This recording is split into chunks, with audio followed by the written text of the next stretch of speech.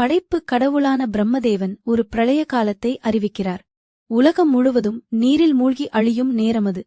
தேவர்கள் முதல் மனிதர்கள் வரை அனைவரும் அஞ்சுகின்றனர். ஆனால் மார்க்கண்டேயர் என்ற இளமுனிவர் சிவபெருமானின் பக்தராக பிரளயத்திலிருந்து தன்னை காத்துக்கொள்ள சிவபெருமானை நோக்கி தவமியற்றுகிறார். பிரளயம் தொடங்குகிறது. மாபெரும் அலைகள் எழுகின்றன. மலைகள் மூழ்குகின்றன.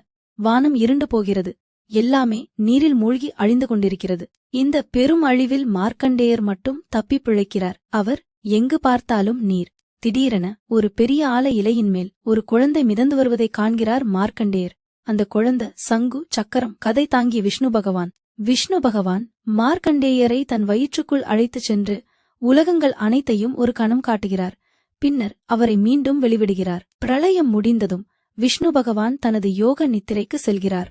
மார்க்கண்டேயர் விஷ்ணுவின் கருணையால் பிரளயத்திலிருந்து தப்பித்து உலக அழிவையும் மீண்டும் படைப்பையும் கண்ட ஒரே மனிதராகிறார். அவர் நீண்ட காலம் வாழ்ந்து தன் அனுபவங்களை மக்களுக்கு எடுத்துரைக்கிறார்.